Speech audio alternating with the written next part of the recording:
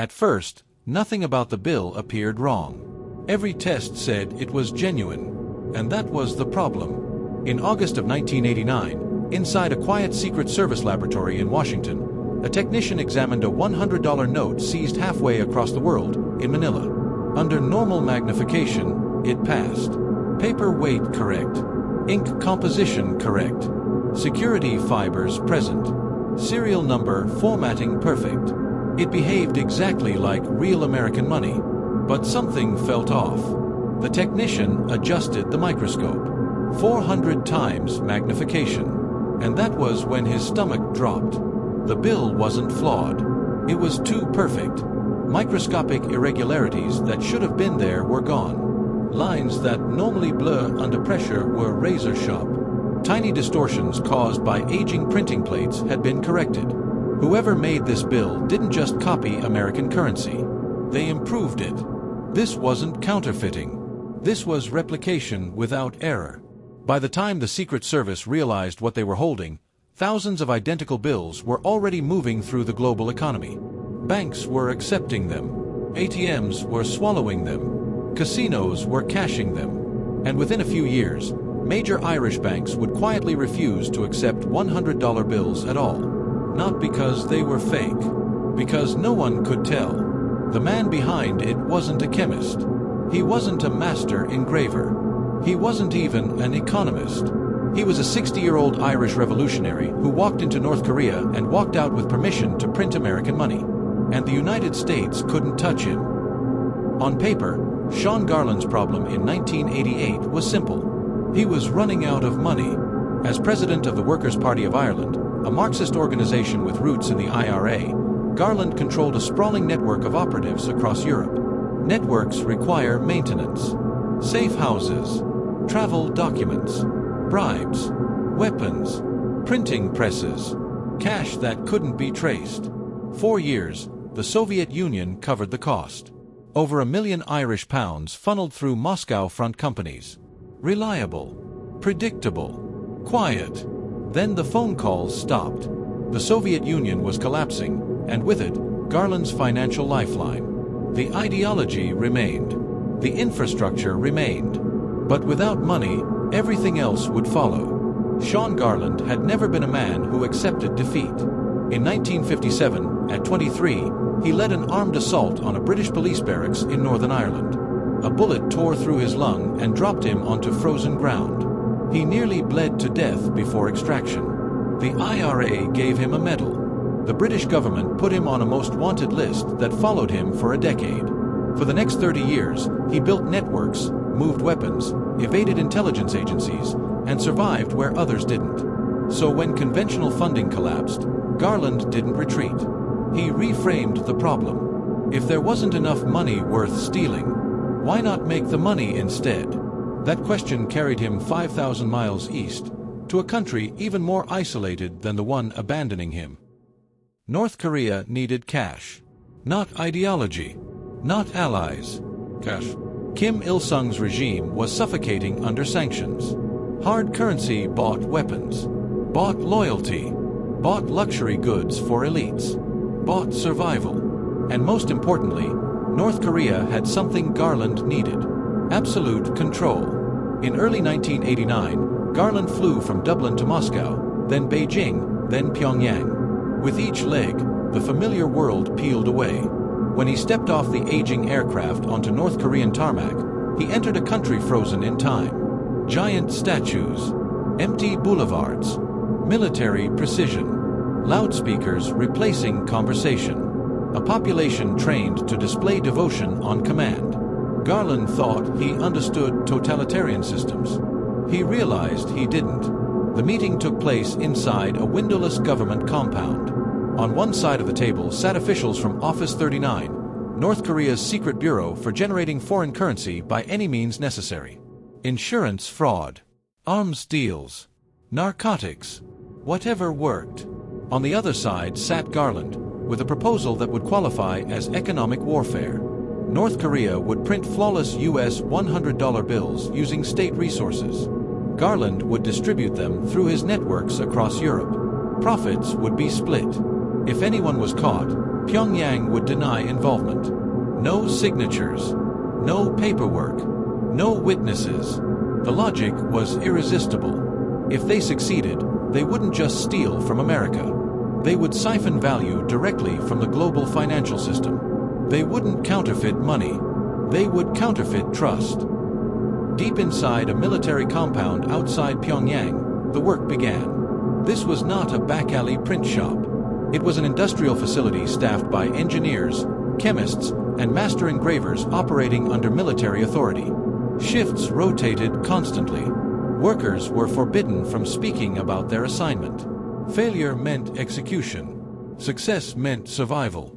The first obstacle was pressure. American currency is printed using intaglio presses that apply 20 tons of force, creating the raised texture your fingers recognize instantly. These machines are rare, expensive, and impossible to purchase legally. North Korean intelligence acquired one anyway, shipped in crates labeled agricultural equipment. Bribes paid along the route. Installed 2 stories underground, hidden from satellites. Then came paper. U.S. currency isn't wood pulp. It's a classified blend of cotton and linen embedded with microscopic fibers. Kim's agents sourced it through shadowy intermediaries across Europe and Asia. By the early 1990s, Pyongyang had paper indistinguishable from Federal Reserve stock. Then came the impossible part, the ink. Optically variable ink that shifts color when tilted, manufactured exclusively for the U.S. Treasury. Somehow, North Korea obtained it. Whether through diversion or reverse engineering, no one knows for certain. By 1994, the bills passed every test. And that's where the mistake happened. North Korean engravers corrected tiny flaws the U.S. Treasury leaves deliberately. Under extreme magnification, the counterfeit bills looked better than authentic ones. Perfection became the giveaway, but only under microscopes few people ever used. By the mid-1990s, the money was everywhere. Banks in Europe encountered occasional bills that felt slightly too crisp. Tellers shrugged. Machines accepted them. The cash dispersed and vanished into circulation. The Secret Service gave the phenomenon a name. Supernotes. Money created from nothing. Spendable everywhere. Garland moved them using diplomatic pouches, sealed bags immune to inspection under international law. His shipments never passed through scanners, never faced customs, never left a trace. His partner, Hugh Todd, bought $100,000 in supernotes for $30,000 real dollars and converted them at full value across Europe. The profit margin wasn't criminal. It was absurd. By the late 1990s, Irish banks stopped accepting $100 bills entirely. American tourists discovered their cash was worthless abroad. Trust was breaking. U.S. authorities eventually responded, not by accusing North Korea, but by targeting the only vulnerable link. Sean Garland. Operation Smoking Dragon embedded agents deep inside criminal networks for years. They lived double lives, made controlled buys, traced flows, built a case slowly enough to avoid collapse. In 2005, Garland was arrested in Belfast. And then, he walked. Medical defenses, jurisdictional loopholes, political sympathy. Irish courts denied extradition. He returned home a free man. He died in 2018 in his own bed. Never convicted. Never confessed. Here is what remains. Every modern U.S. $100 bill is redesigned because of him. Holographic ribbons. Color-shifting ink. Embedded security so complex it costs hundreds of millions to replicate. A monument hidden in your wallet. The counterfeiting stopped. But the lesson didn't. Because when North Korea stopped printing money, it didn't stop stealing. It moved online. Cyber theft. Digital fraud. Billions siphoned without ink or paper. The question was never whether money could be copied. The real question was simpler. What happens when trust itself can be forged? And how long before it happens again? Even the most perfect bills are worthless if no one receives them. For Sean Garland, distribution was never an afterthought. It was the operation's heartbeat. By the mid-1990s, supernotes were rolling into Europe in diplomatic pouches. Officially sealed, untouchable by customs. A single bag might carry $500,000, tucked alongside government correspondence. No X-ray, no inspection, just a briefcase, a passport, and a trusted courier walking through the gates unnoticed. Garland's network extended from Pyongyang to Moscow, from Moscow to Dublin, then outward to every European financial hub he could access. Each node was meticulously mapped, tested, and rehearsed. Couriers memorized routes, safe houses, and drop points. One wrong turn, one slip of a face or name, and the entire pipeline risked exposure. The genius of the operation was its invisibility. The cash flowed like water through a system designed to avoid detection. Exchange bureaus in London, Paris, and Johannesburg unwittingly converted counterfeit currency into genuine local funds. Even seasoned bankers found the notes indistinguishable from real dollars. And yet, Garland never touched the money in public. He didn't carry suitcases through airports. He didn't hand bills across tables at noisy cafes. He orchestrated the system from the shadows, delegating every physical transfer to trusted operatives. One of those operatives was Hugh Todd, a South African-Irish hustler with an uncanny ability to navigate Europe's gray financial networks. Todd paid a fraction of the value for each shipment and collected the rest in legitimate currency, a 70% profit margin on money itself. Garland watched from Dublin, sending only instructions. Timing, routes, contingency plans. This was not crime as usual. This was economics as war. Every bill circulated was a micro-attack on the global trust system. But even perfect invisibility draws attention over time. By 1996, whispers of anomalies reached law enforcement. Tellers in Dublin noticed bills that seemed too perfect. ATMs accepted them without hesitation. Casinos counted them in and shuffled them back into circulation. The Secret Service gave the operation a name: Supernotes. The realization was terrifying. North Korea had built the only counterfeit operation in history capable of fooling the country that printed the originals. And Sean Garland was moving those bills with near immunity. In Washington, a coordinated effort began. The Secret Service, Treasury, FBI, and CIA pooled resources. But they couldn't strike at Pyongyang directly. To accuse a nuclear-armed state of economic warfare carried diplomatic consequences no one was willing to bear. Instead, the focus shifted to the network in Europe. To Garland. Operation Smoking Dragon was born. Agents embedded themselves within Europe's criminal underworld. They lived double lives. Weeks and months spent as couriers, smugglers, and fence operators. Burner phones were rotated constantly. Fake histories, arrest records, and fabricated reputations were built with painstaking care. The operation moved slowly, deliberately. One wrong action could destroy years of intelligence gathering or cost lives. And then it happened. A smuggler with ties to the Triad approached undercover agents in Los Angeles. The first exchange was small, only a few $1,000s worth of supernotes. The agent examined them carefully, noting the markers: crisp paper, razor-sharp printing, ink that shifted color with tilt. Flawless. Too perfect. The agent nodded and agreed to a larger transaction. The pipeline was tapped. From there, the work became a meticulous mapping of the entire conspiracy. Couriers operating out of Newark hotels. Intermediaries laundering funds through Vegas casino cages. Shell companies in Eastern Europe acting as blind conduits. Connections to North Korean diplomats in Moscow. Every thread recorded, photographed, wiretapped. Months became years. Agents tracked each move like a predator circling its prey. Each transaction revealed another layer of the web, and each layer brought them closer to the center: Sean Garland. Meanwhile, Garland moved as he always had.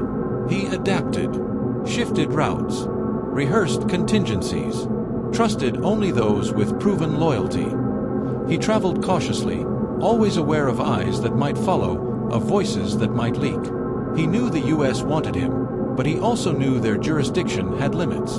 For a decade, he stayed one step ahead. But even the most careful man miscalculates. In October 2005, Garland crossed into Belfast to deliver a speech at a workers' party conference. Perhaps he believed his stature would shield him. Perhaps he trusted the delicate political climate. Perhaps he simply underestimated the persistence of Operation Smoking Dragon. Tactical officers, dressed in black from head to toe, were waiting. Helmets. Visors. Unrecognizable. Garland, frail and white-haired, was cuffed before he could react. The arrest was historic. For the U.S., it was a symbolic victory. The Fox had been cornered. But the capture was only the beginning. Belfast's courthouse became a theater. Garland shuffled in, appearing frail, confused, almost harmless.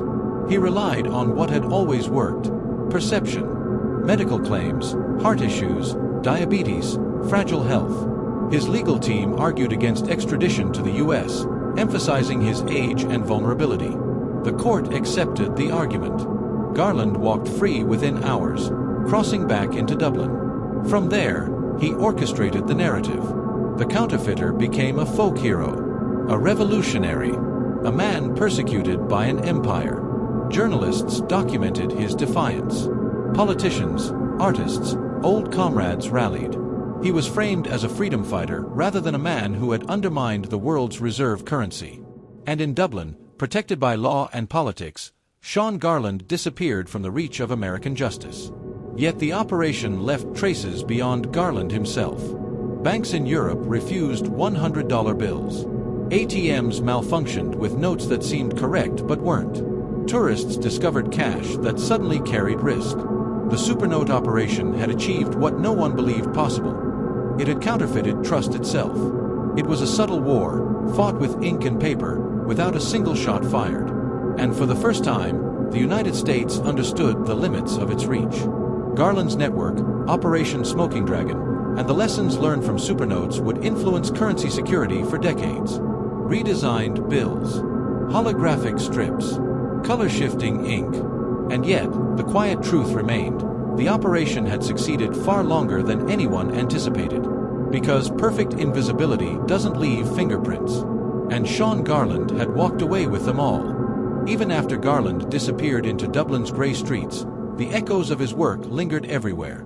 Supernotes had already permeated the global financial system. Millions of dollars in perfect counterfeit currency had been laundered through Europe, Asia, and North America. Banks, casinos, and exchange bureaus had unknowingly accepted them. The very fabric of trust that underpinned the US dollar had been tested and found vulnerable. The US government's response was twofold: containment and correction.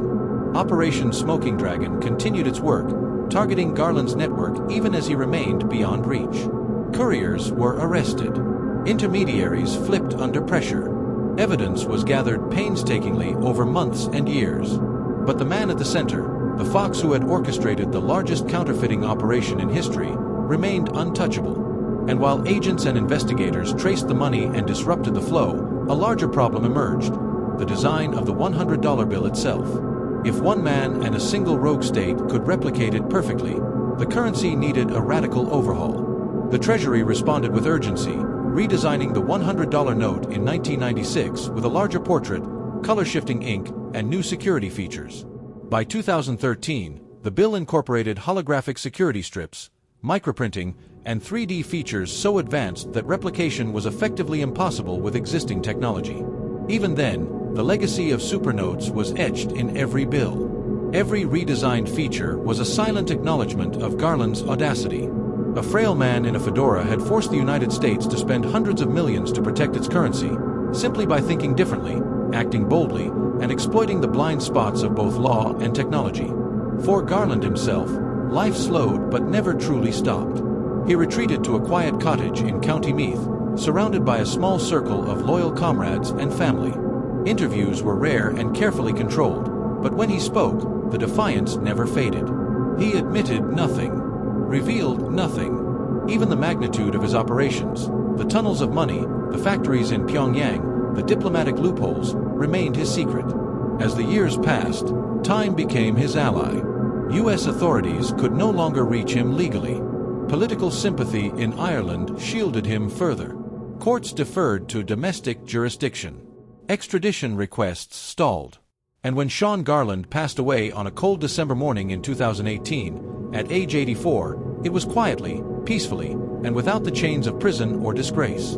The world had spent 16 years hunting him, billions on investigations and covert operations, and yet the old revolutionary outmaneuvered them all. But the story of the supernote operation lives on. Every $100 bill issued today, holographic strips, color-shifting ink, 3D portraits, is a monument to one man's ingenuity, audacity, and perfect understanding of human and systemic trust. And for anyone who stops to examine the currency closely, the story is still visible in the tiniest of details. The texture of the paper, the way the ink shifts in the light, the intricate microprinting that no casual observer ever notices. Garland's fingerprints, invisible to the naked eye, are woven into every bill. In the end, Sean Garland didn't just counterfeit money. He counterfeited trust itself, the invisible infrastructure that underpins global finance, and proved that audacity and intellect could outwit even the most powerful systems. And though the supernote operation has long ended, the shadow of its genius continues to ripple quietly through the world's wallets, banks, and financial institutions, a reminder that sometimes the smallest figures leave the largest imprint.